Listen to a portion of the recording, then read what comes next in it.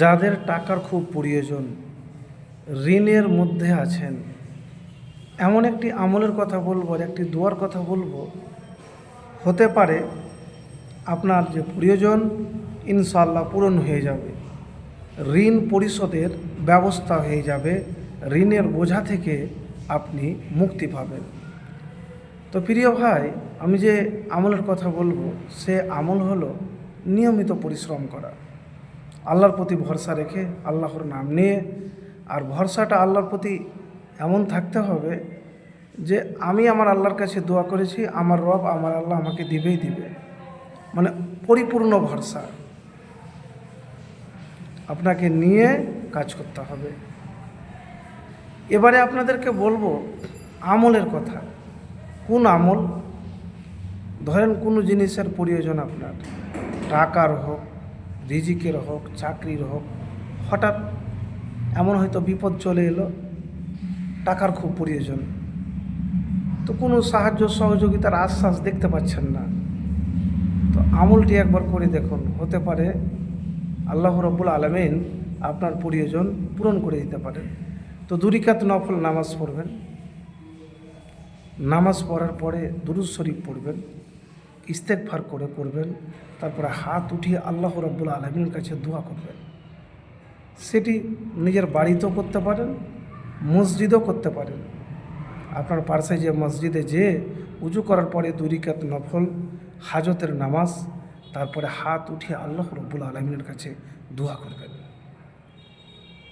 তো প্রিয় ভাই, আমলটি হয়তো আপনার মনে হয় সহজ লাগবে, কিন্তু বিশ্বাস ভরসা নিয়ে করবেন। কখনো আল্লাহর প্রতি নিরাশ হবেন না, আশা রেখে আপনি আমল করবেন। একদিন আলী রাদিয়াল্লাহু তাআলা আনহুর কাছে একজন গোলাম এলো, কীর্তদাস, এসে বলছে যে আমাকে সাহায্য করুন, আমি ঋণের মধ্যে জর্জরিত আছি, ঋণের বোঝা থেকে আমি মুক্তি হতে পারি না। তখন আলী রাদিয়াল্লাহু তাআলা আনহু তাকে বললেন, আমি কি তোমাকে বাক্য শিখিয়ে দেব না, যে রাসূলুল্লাহ সাল্লাল্লাহু আলাইহি সাল্লাম আমাকে শিক্ষা দিয়েছেন? তোমার ঋণ যদি পর্বত পাহাড় সম পরিমাণও হয়, তাহলে পরিশোধের ব্যবস্থা আল্লাহ রাব্বুল আলামিন করে দেবেন। তো সেই দোয়া হলো, আল্লাহুম্মা কফিনি বিহালালিকা আন হারামিকা ওয়া আগনিনি বিফাজলিকা আম্মান সিওয়াক।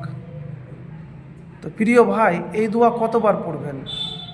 দেখেন, আপনার ভরসা বিশ্বাস রেখে আল্লাহ রাব্বুল আলামিনের কাছে যদি আপনি বারবার দোয়া করেন, সব সময় দোয়া করেন নাছুর বান্দা হয়ে, তাহলে ইনশাআল্লাহ আপনি যে ঋণের মধ্যে আছেন সেটা পরিশোধের ব্যবস্থা করে দিবে।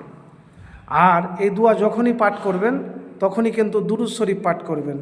দুরূদ শরীফ যদি পাঠ আপনি না করেন তাহলে কিন্তু আপনার দোয়া কবুল হবে না। দুরূদ শরীফ পাঠ করতে হবে।